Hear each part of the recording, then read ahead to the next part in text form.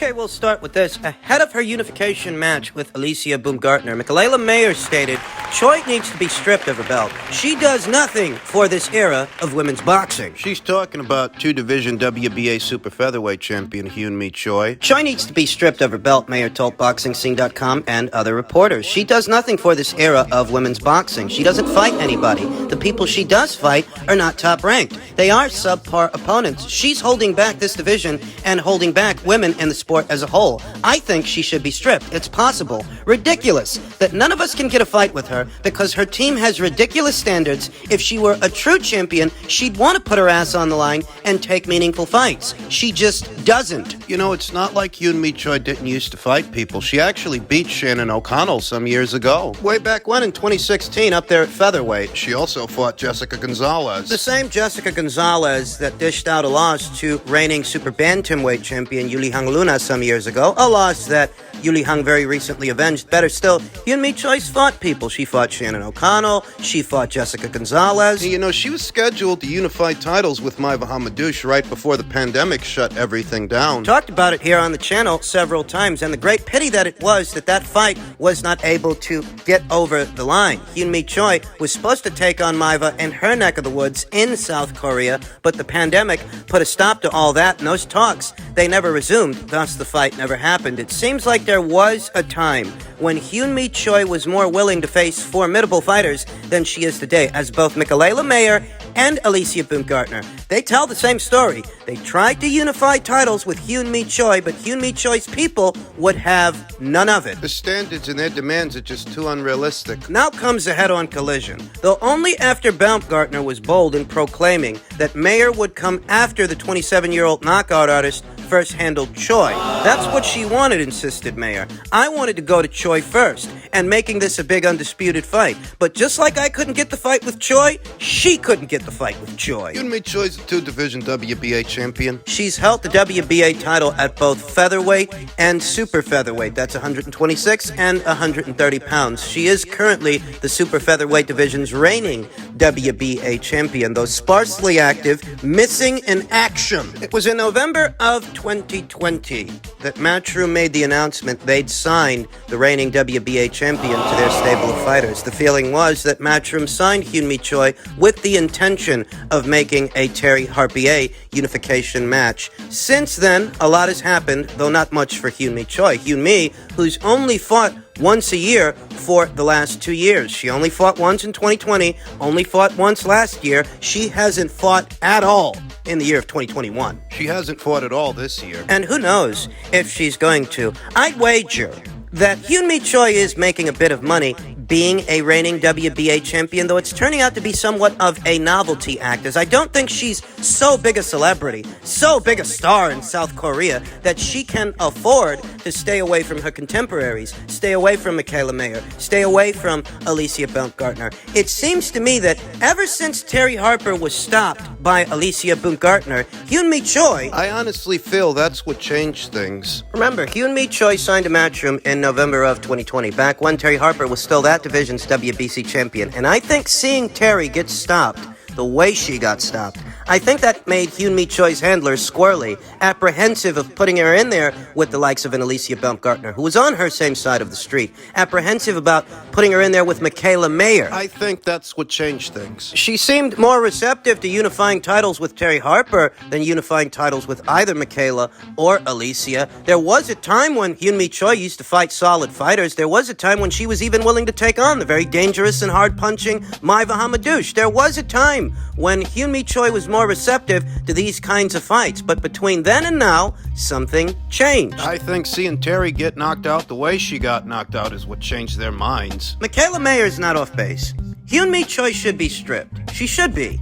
But not because she won't unify with Alicia or unify with Michaela. She should be stripped due to being a sparsely active fighter that, to my knowledge, hasn't satisfied a mandatory challenger for the WBA in a very long time. Calista Salgado, Simone de Silva. Those were handpicks. Those weren't mandatory challengers. Those were low-level journeywomen with losing records. That's what they were. And those are the only kind of fighters that Hyun Mi Choi has fought in the last 2 years. She hasn't fought at all this year. So at what point does Gilberto Mendoza and the WBA intervene and force Hyun Mi Choi to fight somebody good? Currently, former WBC lightweight champion Delphine Persoon ranks in at number 1 in their ranks. And she's coming off a points decision win over then unbeaten LM Mekhaled. When's the WBA going to order that fight?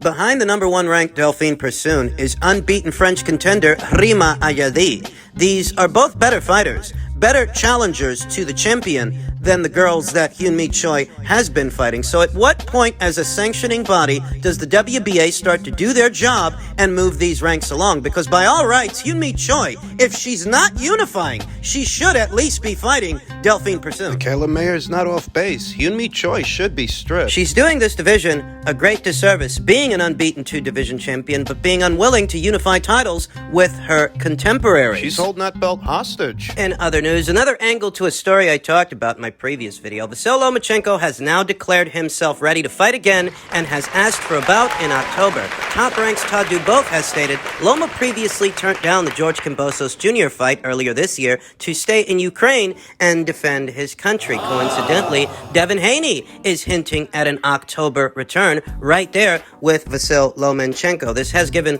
rise to widespread speculation that the two may fight. In truth, I'm not really expecting that, though I'd love to see it, but I'm not sure that's what's going to happen. And we talked about that in my previous video, how George Kambosos Jr. is reported to have activated his rematch clause, and I don't expect the second fight to go any different than the first did. First fight with Devin Haney. Whereas Vasyl Lomachenko versus Devin Haney is a much more intriguing and mouth-watering fight. And a very different challenge for Devin Haney than what he just faced in George Kambosos Jr. George is a good fighter, don't get me wrong.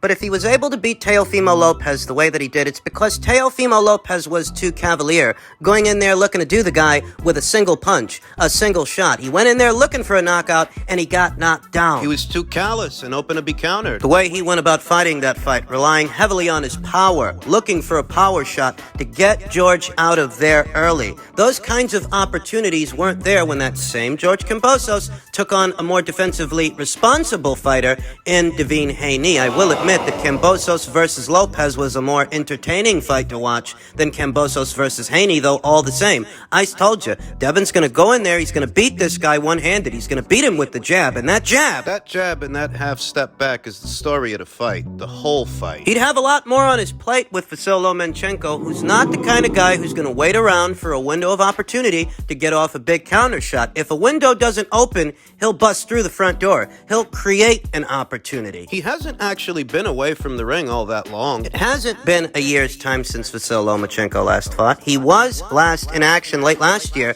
in December at the tail end of the year. And if he returns in October, while it is a layoff, it's not the longest layoff I've seen. Vasyl Lomachenko's got more of a work rate than George Kambosos Jr. He's a more prolific puncher than George Kambosos Jr. George, the orthodox fighter, as opposed to Vasyl Lomachenko, the southpaw, and cutting those southpaw angles. We know how troublesome that can make things for an orthodox fighter. An orthodox fighter like Devin Haney, who's got a quality jab, though Vasyl Lomachenko has the ability to stay just on the outside of it, cutting angles and moving right. Moving to his right to stay on the outside of Devin Haney's left. It's a different kettle of fish when you're facing a fighter that leads with his right and throws more punches in bunches than, say, a George Kambosos Jr. A formidable fighter and a quality scalp for Devin, though not really as challenging as what he might have to deal with in Vasyl Lomachenko, who's more athletic, more speed in those hands, more speed in those feet. And remember, Devin Haney's a great boxer, but he's not a big puncher. You might recall in that Teofimo Lopez versus Vasyl Lomachenko fight that Vasyl Lomachenko started off that fight the first 4 or 5 rounds and he wouldn't let off a shot.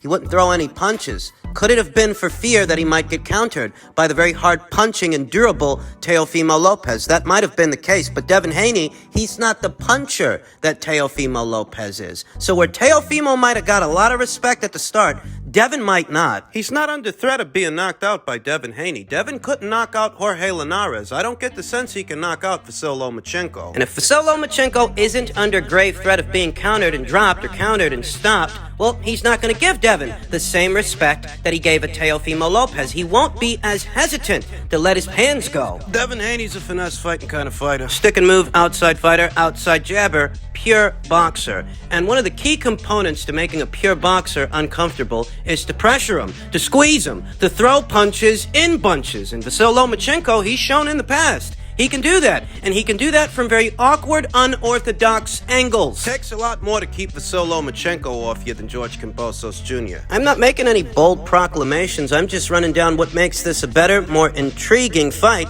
than the Kambosos fight was. To get a pure boxer out of his comfort zone, you've got to throw punches in bunches. You've got to let your hands go. You've got to pressure him. You've got to squeeze him. And Vasyl Lomachenko can't do that. Did it to Masayoshi Nakatani last year and Richard Comey. Those are both bigger guys and bigger punchers than Devin Haney. Where they were lacking is in the defense department. Devin Haney is a more defensively responsible fighter than those fighters were, though not having the same size punch that they had. And without that, what's Devin going to do to keep Vasyl Lomachenko out? Or will he engage him and trade with him in the pocket, the way that he did with Jorge Linares? Make it a fight. Yeah, Haney versus Lomachenko makes for a far more entertaining fight than Haney versus Kambosos was. And I'd love for that to be the very next fight for Devin Haney in October, though, like I said, George is reported to have activated his rematch clause, so there's a chance they might have to run it back. Unless somebody can change George's mind.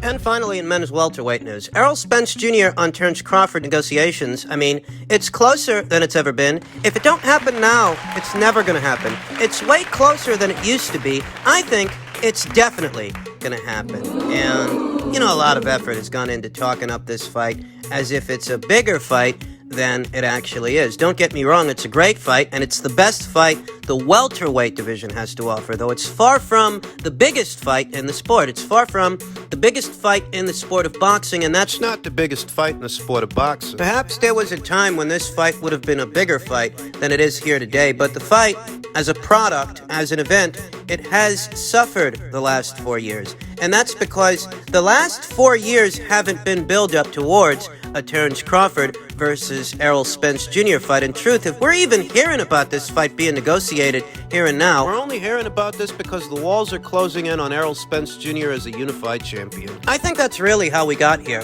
By way of the IBF, he has Jaron Ennis at his door. By way of the WBA, he has Eimantas Stanionis at his door. Very soon, the WBC will crown a mandatory challenger of some kind, creating risky propositions, risky endeavors for the reigning unified welterweight champion Errol Spence Jr. to hang on to those alphabet titles. And when you think about the risks versus rewards ratio in those fights, as opposed to a Crawford fight, well, there's more commercial value in a Crawford fight than those fights, so you might as well run your risks with that guy. You don't do this fight, how the hell are you supposed to compete with fights like Joshua versus Usyk, Canelo versus Golovkin? Now that Top Rank's not in the picture, now that you don't have Bob Arum to blame, if you don't do this fight, it's an indictment on the PBC, it's an indictment on Al Heyman, and if you don't do this fight, how the hell are you supposed to compete with fights like Canelo versus Golovkin 3 and Joshua versus Usyk when you can't get this fight over the line? If you don't get this fight over the line. This wasn't the original plan, not from where I'm sitting. Initially, it wasn't the PBC's plan to put Errol in there with Terence Crawford, and the last 4 years have not been build-up for a Terence Crawford fight. Freezing Terence Crawford out of certain fights, like the Danny Garcia fight and the Keith Thurman fight, the Errol Spence Jr. fight, it's hurt Terence Crawford's brand. It's hurt his marquee value. He isn't as well known now as he should be. And because he's not, that hurts the value of this fight. The last 4 years were not build-up for Spence versus Crawford. In the last 4 years, we've seen the PBC scramble for alternatives to a Crawford fight, a Mikey Garcia fight, a Sean Porter unification match, more recently, an Ugas unification match. They put the Crawford fight on the back burner themselves. They themselves didn't prioritize that fight. So they can turn around now and tell you that it's the biggest fight in boxing. Earlier this year, in January, the PBC's VP of Communications, Tim Smith, said it himself. He has no faith that the fight will do well commercially. He feels that people are going to steal it. And that's how he rationalized why the PBC had yet to make Terence Crawford an offer. The PBC's VP of Communications felt that the fight would not do well commercially. He felt that people are just going to steal it. So how the hell do we go from that to this being the biggest fight in boxing? Tim's onto something. He really is. Because a lot of Terence Crawford's critics, they wanted him to fight Sean Porter. And for a little over a year, maybe two, You heard a lot of those critics griping that he needs to fight a guy like that. He needs to fight a guy like Sean Porter, only so that when the fight gets made, it bombs at the box office. It was a box office flop. The fight costed more money to make than it generated commercially. Is that Terence Crawford's fault? No, it's actually Al Heyman's fault, because it's been Al Heyman and his PBC that froze Terence Crawford out, and freezing him out over time hurt his marquee value. The guys criticizing, belittling, and berating Terence, saying they wanted him to fight Sean Porter. They didn't actually want him to fight Sean Porter. What they wanted was for Terence to get off of Errol Spence Jr.'s back. They wanted to use Sean Porter as a shield. And a fight got made. The fight that they supposedly wanted but didn't buy. It only did a little over 100,000 buys on pay-per-view. I'm telling you right here, and I'm telling you right now, it was not their original intention. It wasn't their plan to put Errol in there with Terence Crawford. Initially, they were scrambling for alternatives to a Crawford fight. What they wanted was for Errol Spence Jr.'s marquee value to skyrocket independently of Terence Crawford without a Terence Crawford fight. And if we're seeing this here and now, if they're finally in negotiations and close to getting the fight over the line, it's because... Well, they've got to compete with fights like Canelo versus Golovkin and Joshua versus Usyk. They still got to compete with Top Rank also. They have to compete, and this is their way of doing that. Very recently, they made a cash offer to Jaime Munguia, a Golden Boy Promotions fighter that fights on the Zone, and they were willing to pay him to cross over to the Showtime side of things. They just gave Canelo Alvarez $40 million up front and offered him $100 million more to stay on their side of things. So believe me when I tell you, if they fail to do this fight, if they can't get it over the line, it's going to be an indictment on them. It's going to be an indictment on the PBC, because Bob Arum and Top Rank aren't in the picture anymore. You don't have them to use as an excuse. Oh, you got money for Munguia and money for Canelo, but you ain't got no money for Terence Crawford. I thought this was the biggest fight in boxing. Based on that, whatever Terence's financial demands are, shouldn't matter, because this is the biggest fight in boxing.